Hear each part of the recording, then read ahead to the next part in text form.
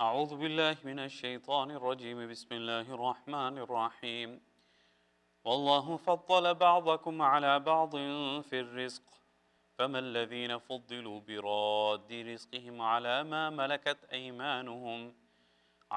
ملكت أيمانهم فهم فيه سواء أفبنعمة الله يجحدون والله جعل لكم من أنفسكم أزواجا وجعل لكم من أزواجكم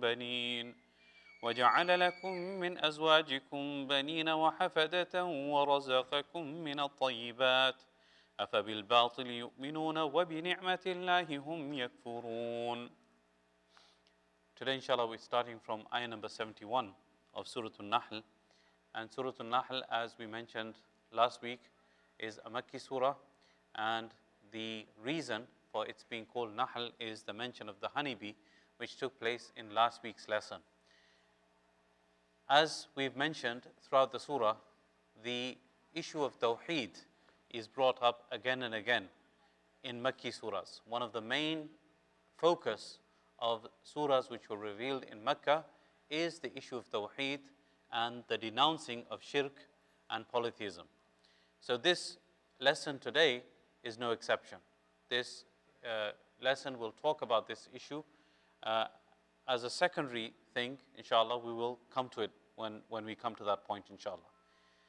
So the first thing that is discussed here is the issue of the differences in the amount of sustenance, in the amount of risk, and what kind of risk that we have.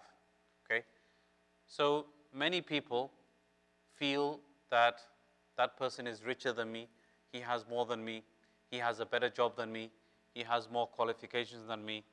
So this disparity that takes place between different people, different jobs, different occupations, different socio-economic classes, why does that take place? What is the reason behind it? And what is the wisdom behind it? So today's lesson will cover this very important point too. Allah subhanahu wa ta'ala says, وَاللَّهُ فَضَّلَ بَعْضَكُمْ عَلَى بَعْضٍ فِي الرِّزْقِ. Allah subhanahu wa ta'ala, He gave a status of some of you over some others in rizq. And notice that Allah subhanahu wa ta'ala uses very ambiguous wording. Some of you over some others. Allah subhanahu wa ta'ala has given status. And again, the understanding that many people have is that if the person has a better paying job than me, he has a bigger house than me, he has, an occupation which is kind of an elite occupation, which makes him lots of money, he is better than me. Allah subhanahu wa ta'ala didn't specify who He has given fadl over somebody else, and He uses ambiguous terms. He has given status to some of you over some others. So what is that status? Only Allah subhanahu wa ta'ala can define what is better and what is not. And on many occasions, for example, a person who might feel that I have a job which nobody cares about or nobody wants to be. For example, a person who works as a car mechanic, okay, dirty job. Sometimes the person has to work out in the cold, has to get his hands dirty, his clothes dirty. So he might feel to himself that, I'm inferior to somebody else who maybe sits in an air-conditioned office or a heated office while I'm out, in the heat or cold and having to deal with all the difficulties that I have to deal with in terms of hard labor.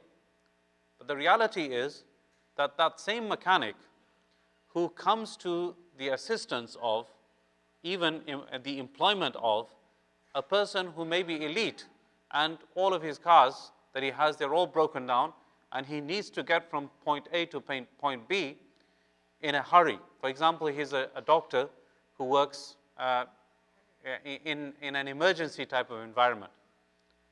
So at that point where the doctor's car is completely not working and he needs to get from point A to point B to save somebody's life in an emergency, and the only person that can fix it is that mechanic whose hands are dirty, then at that point, who is more important? that is something to think about, that this fadl that Allah subhanahu wa ta'ala has given, the status has given, it varies at different times of need, and in different situations, this status will vary. And that's why Allah subhanahu wa ta'ala didn't say who is better than the other. وَاللَّهُ فَضَّلَ بَعْضَكُمْ عَلَى بَعْضٍ فِي الرِّزْقِ. Allah subhanahu wa ta'ala has given a status of some of you over some others in the matter of rizq, in the matter of sustenance. And this disparity actually, it makes the world complete. In this ikhtilaf, in this disparity, there is actually a completion of the world. If everybody in the world became doctors, then who would become engineers? If everybody became engineers, who would become doctors? And if everybody became scholars and basically start teaching people, then who would do the manual labor jobs? So Allah subhanahu wa ta'ala has given people different skills, different intelligences, different capabilities, so that the world is completed. Sheikh Sha'arawi in his tafsir has given a very good example of how two different people with different mindsets can come to a completion in something that seemingly is different. He gives the example of a person or two people that go into a restaurant, and both of them, they order chicken. Okay, so one of them likes the white meat of the chicken, and the other one likes the red meat of the chicken. So there's ikhtilaf in between the two. There's a difference of opinion between the two. But in this ikhtilaf, in this difference of opinion, there's a completion that the whole chicken is consumed, and in that ikhtilaf, there is, in fact, ittifaq. There is actually a unity of purpose at the end. So again, take that same example. If everybody in the world just ate white meat of the chicken and nobody liked the red meat, what would happen? And vice versa. So Allah subhanahu wa ta'ala has made this difference of status, difference in education, different in skill set, so that the world becomes complete and all the responsibilities get fulfilled.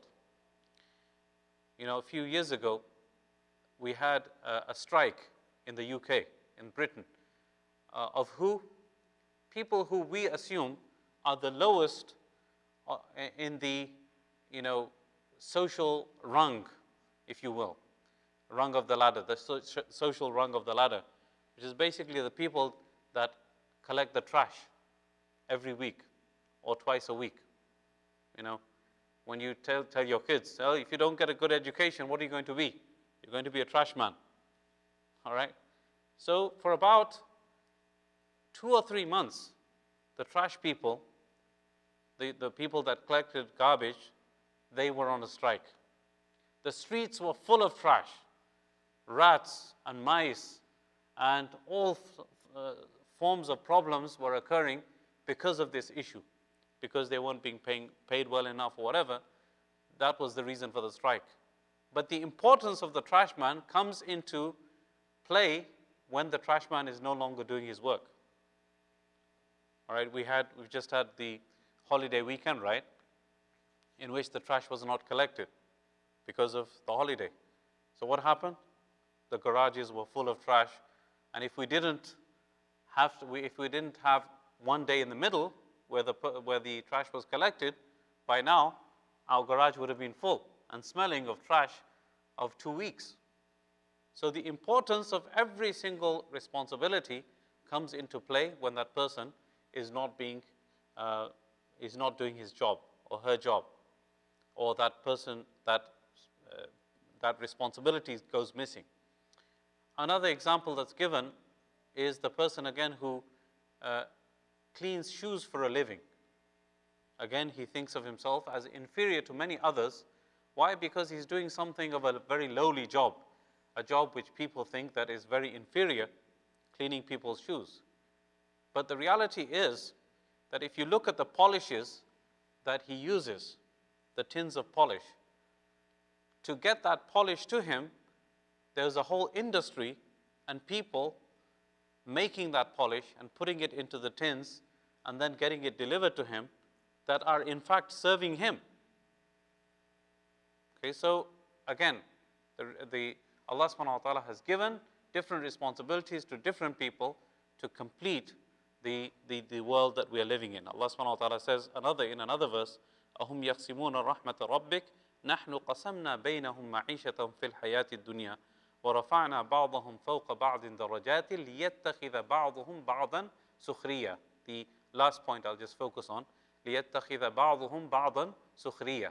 That each one can take the other as being appointed to him.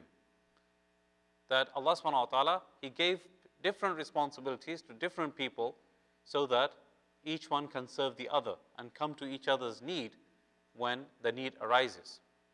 Okay, so again, the same example that I gave of the doctor who needs his car so that he can fulfill his responsibility of the emergency. So Allah subhanahu wa ta'ala says, وَاللَّهُ فَضَّلَ بَعْضَكُمْ عَلَى بَعْضٍ فِي الرِّزْقِ. Allah subhanahu wa ta'ala has given some of you a status over some others in the sustenance, in the rizq. And then he gets to the point of how we derive tawheed from this. فَمَا الَّذِينَ فُضِّلُوا بِرَادِّ رِزْقِهِمْ عَلَى مَا مَلَكَتْ أَيْمَانُهُمْ فَهُمْ فِيهِ سَوَاءٌ. The person who has a higher status, who has the money and everything, you will never see him that he will take all of his wealth and make his subordinates equal to him by giving them the same amount of wealth. So for example, a CEO of a company, he makes $500,000 or $1 million a year. So is he going to take all of his wealth and give it to one of his subordinates so that person becomes equal to him in wealth? He's not going to do that. This is the rule of the world, that the ones who are at a lower level of income, they will remain so, and it's very rare that you will find that a boss or a CEO getting to this point of giving his wealth so that his subordinate or his employee becomes equal to him in rank. It's not going to happen. So Allah subhanahu wa ta'ala says here that those people that have been given a status, فَمَا الَّذِينَ فُضِّلُوا, they will not بِرَادِّ رِزْقِهِمْ, they will not return their sustenance, their rizq, عَلَى مَا مَلَكَتْ أَيْمَانُهُمْ, upon their slaves. فَهُمْ فِيهِ سَوَاءٌ, so they become equal. It's not going to happen. So what does Allah subhanahu wa ta'ala want to tell us from giving this example? The example He's giving us is the statues and the idol worship. Okay? Allah subhanahu wa ta'ala and His subordinates, basically everything other than Allah subhanahu wa ta'ala is the subordinate of Allah subhanahu wa ta'ala. So how is it that the idol worshippers are making the idols equal to Allah subhanahu wa ta'ala? When in the worldly life, we will never see that a person, he will give somebody who's lower than him the status that makes him equal to himself. He will never do that. So why is it that you can do that for Allah subhanahu wa ta'ala, O idol worshippers? Why can you do that? How can you do that? When you do not accept it for yourself, then why do you accept it for Allah subhanahu wa ta'ala? أَفَبِنِعْمَةِ اللَّهِ يَجْحَدُونَ. Are these people who are doing this, are they denying the ni'mah and the blessing of Allah subhanahu wa ta'ala? The blessing of Allah in this sense is that we should worship only and only Him. The next verse, it talks about the creation of the human being, his kids, his progeny, and so on. So there are basically two things that makes life in this world. One is the sustenance that Allah subhanahu wa ta'ala gives us, and the second thing is the fact that we have children, grandchildren, and so on. The having of kids and a family tree is the second point. So in the last ayah, Allah subhanahu wa ta'ala mentions rizq, and in this ayah, He mentions the progeny, procreation, and reproduction, and so on, so that both points of the life are covered. So Allah says, وَاللَّهُ جَعَلَ لَكُم مِّنْ أَنفُسِكُمْ أَزْوَاجًا. Allah subhanahu wa ta'ala has made for you from amongst yourselves azwaj, spouses. So generally speaking, what happens is that people, they tend to, they tend to align towards their own race, and their own background, their own social status in terms of finding themselves a husband or a wife. So Allah made for you from amongst yourselves azwajan, spouses. And in other verses of the Quran, Allah subhanahu wa ta'ala mentions why He created لِتَسْكُنُوا إِلَيْهَا وَجَعَلَ بَيْنَكُمْ مَوَدَّةً وَرَحْمَةً. The reason that the wives were created and the husband is created so that you could have peace by being with each other. And it is He, Allah subhanahu wa ta'ala, who has put mawadda, extreme love. Mawadda is from the word wood. Mawadda, wadud, Allah subhanahu wa ta'ala's quality, He is wadud, He is extremely loving. So He puts this extreme love between husband and wife. Wa rahmah, He puts the mercy between the husband and wife. So that is the reason that Allah subhanahu wa ta'ala created the spouses and the wives. So Allah says here, Allah created for you from amongst yourselves the spouses. وَجَعَلَ لَكُم مِّنْ أَزْوَاجِكُم بَنِينَ. And He made for you from your spouses, banin, children.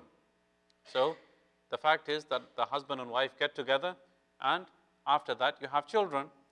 And on top of that, وَحَفَدَ, He created for you also your grandchildren. So as a person is getting old, obviously everybody wants to have children. Why? So those children can become a support for them as they're growing old.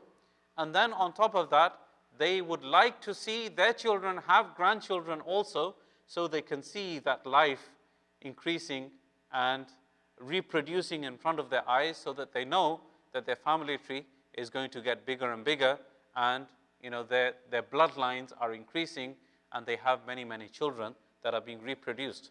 So this is basically the circle of life, as they say, that will continue as long as Allah subhanahu wa ta'ala has the heavens and the earth. This is the circle of life that will continue. وَرَزَقَكُم مِّنَ الطَّيِّبَاتِ. So after He created you and He allowed you to have children and grandchildren, He also gave you the sustenance of pure and clean things. Allah gave you rizq, He gave you sustenance, He gave you quality food. So you should be grateful to Allah subhanahu wa ta'ala for this ni'mah. أَفَبِالْبَاطِلِ يُؤْمِنُونَ وَبِنِعْمَةِ اللَّهِ هُمْ يَكْفُرُونَ. So again, the second point of the verse, second part of the verse, it denounces the shirk that people are committing and basically denying the ni'mah of Allah subhanahu wa ta'ala, and instead of worshipping that Allah who gave them this sustenance, who gave them the ability to procreate and have children and grandchildren, denying Him and worshipping the idols. So Allah subhanahu wa ta'ala says that, is it with batil, with falsehood, they have iman. They believe in the falsehood, meaning idol worship. وَبِنِعْمَةِ اللَّهِ هُمْ يَكْفُرُونَ. And they are ungrateful or denying the ni'mah of Allah subhanahu wa ta'ala, the ni'mah of tawheed, the ni'mah of iman. They are rejecting that, and instead they are focusing towards shirk and aligning towards shirk, something that Allah subhanahu wa ta'ala will not forgive. وَيَعْبُدُونَ مِن دُونِ اللَّهِ مَا لَا يَمْلِكُ لَهُمْ رِزْقًا مِنَ السَّمَاوَاتِ وَالْأَرْضِ شَيْئًا وَلَا يَسْتَطِيعُونَ فَلَا تَضْرِبُوا لِلَّهِ الْأَمْثَالِ إِنَّ اللَّهَ يَعْلَمُ وَأَنْتُمْ لَا تَعْلَمُونَ. Let me just do this briefly, and maybe we'll go into detail with this next week. And they worship other than Allah subhanahu wa ta'ala that has no control for them of sustenance from the heavens on the earth. Idols, what are they going to do for you? And the anything other than Allah subhanahu wa ta'ala, how is it going to benefit you? It's not going to benefit, cannot give them any risk from the heavens and the earth. وَلَا يَسْتَطِيعُونَ. And they have no capability whatsoever. And they themselves have no capability of giving the risk also. فَلَا تَضْرِبُوا لِلَّهِ الْأَمْثَالِ إِنَّ اللَّهَ يَعْلَمُ وَأَنْتُمْ لَا تَعْلَمُونَ. So do not make examples for Allah subhanahu wa ta'ala, meaning do not make equals with Allah subhanahu wa ta'ala. Indeed, Allah subhanahu wa ta'ala is aware and you are not aware. Inshallah, we'll cover this in detail next week. Inshallah, we'll stop right there. I pray that Allah subhanahu wa ta'ala gives us tawfiq to understand and practice what has been said and heard.